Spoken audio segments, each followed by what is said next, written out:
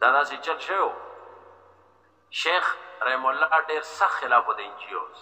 اوس هم تقریرونه دي کتاب و شیخ کابلګرام کا ډېر سخت خلاف او یقینا په کار هم ځکه چې انجیوز دې ټول داسې نیولی و اوس هم دی. نو هغه ډېر سخت رد کو تقریرونه بیانات وغیره. نو یو ورځ داسې وشو چې دلته شیخ راغلی و رحم الله او ورسره زمونږ د بونیر محتمم صاحب و بونیریان ملګري پیچ میر افضل مولوي صاحب ډېر داسې د خولې نه آزاد سړی دی ډېر ښه سړی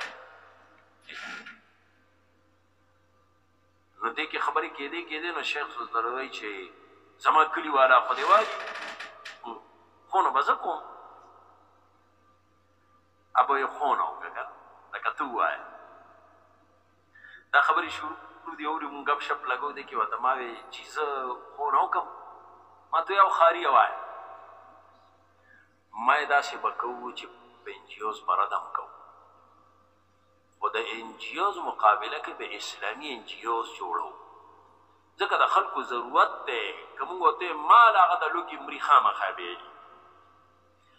نو رد به هم پې وکړو ورته به وایي چې دنه خیر ده ډېره نه ده زموږ لږه واله خو د هغه نه مال او بس دا خپل ایمان بچ کا. دا خارې ډېر هوښیار دی دا خبره صحیح ده ما ورته جوړ کم انجیوز جوړ کم لکه خدمت خلک او جوړ کم. دا زموږ دلته خادم ویلفیر سوسایټي ټرست دی دا د شیخ په وینا ما جوړ په دغې مجلس نه بعد بیا په شیخ صاحب لاړ حالات بیا دا سخت حالات رالل د سوات اپریشن یې شروع شو. هغه وخت کې د اسوات خلک دلته رالل دلته زموږ یو دوه سکولونه دي هغې کې د اسوات خلک همونږ دغه دا ملګری ناست دی د یوسف به انجینر یوسف غالبا دی راغی د درورو ناوخته ماسوتن چېرې چې د سوات اپریشن خلک راغلی دی او ماسوتن ټایم دی مونږ ورلو نه خوراک نه څښاک خلک ډېر په تکلیف دي او خوراک څښاک او ډېر کسان زموږ دې ملګرو کې خو الحمدلله ذهن سوچي مونږ درسونو کې ښه پوره عوامي ذهن سازي کوو صرف د توحید سنت مسله نه ډېرې مسلې ته چې دي رالل نو تاسو دا منئ چې هغه وخت کې زموږ ملګري زموږ امیر صاحب زموږ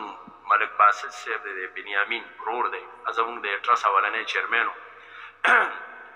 همونږ د شپې غالبا ما نه اوسیر دي 10 بجې وې د شپې که څه ټایم و هغه شپو ورځو کې دا ملګري وګرځېدل ګاډی واغس لکه هوټلو کې ترکاري روټۍ ګرانه وه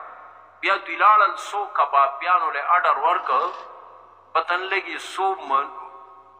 ډړی وې که څونه کباب یې راوړل او هغه خلکو کې بس شپې تقسیم کړل چې دا والی او سبا له به تاسو نه انتظام کوو زموږ ټرست دغه ځای نه شروع شو. یو میاشت الحمدلله دغه سکولونه مونږه د دې خدمت چلی بیا به نور خلک هم راتل تعاون بیا کوو مسلمانان. نو هغه وخت کې دا دې کې شیخ یو ورځ راغی خو هغه غریب خپلې څه مسلې له راغلی او د هغه د آخري ملاقات بس دې نه پس ما او هغه یې بیا لیدل نه دي کړي. راغی او ماښام راورسېد دلته یې مونځ وکړو ماښام ډېر پریشان هغه وخت کې دا لاندې زموږ تا خانه کې پلسترې شروع وې نه لاندې ټول ځای لوند نو شیخ صاحب ته ما چې څنګه وي کار مې دی هغې له راغلی ما ناګهانه راغلی نه اطلاع خو پریشان زمونږ هغه وخت کې د زنانو مدرسه شاته زمونږ کور و دې د پاسه چت کې وه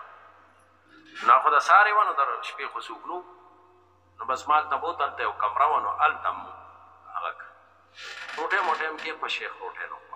ورسره د بونیر حسین مولي صاحب دا طالبان یې دلته راغلي حضرت حسین مولي صاحب او ورسره کېناستو خبرې اترې حالات انور حالات د ویلو نه دي مناسب خو لکه بره اپریشن یې شروع شو هغه پریشانۍ حوالې سره دلته راغلی او ملاقاتونه څه ډېرې خبرې زموږ ناوخته پورې وشي پوره حالات څه دي څه نه دي ایو جدا داستان خو بیا شیخ صاحب سار بیا ته دلته څه کار و نو چې داسې ووتو نو هغه وخت کې زموږ دا ټرست دا نن سبا دا دوکان نه دی دا العلم کتابونو والا دا اوس د دوکانه دا یو دوکان هغه وخت کې مونږ دفتر جوړ کړی و د خادم بس ابتدایي کار شیخ صاحب ته مې وایي چې دا هغه چې مې خبره کړې وه نو دا دفتر دی او دلته دونه خلک راغلي دی د هغې الحمدلله خدمت ډېره دعا یې وکړه خوشحاله شو ما ته یې کار دی تکړه شه دا کار وکړه دا کار وکړه بس بیا هغې نه بعد زما د هغه ملاقات ونه شو ځکه هغه لاړ واپس حالات به راغه ګرفتار شو بیا دا چې جنازه یې د چین نه راووته خو بهرحال خبره مې دې پورې کوله چې وګوره خدمت خلق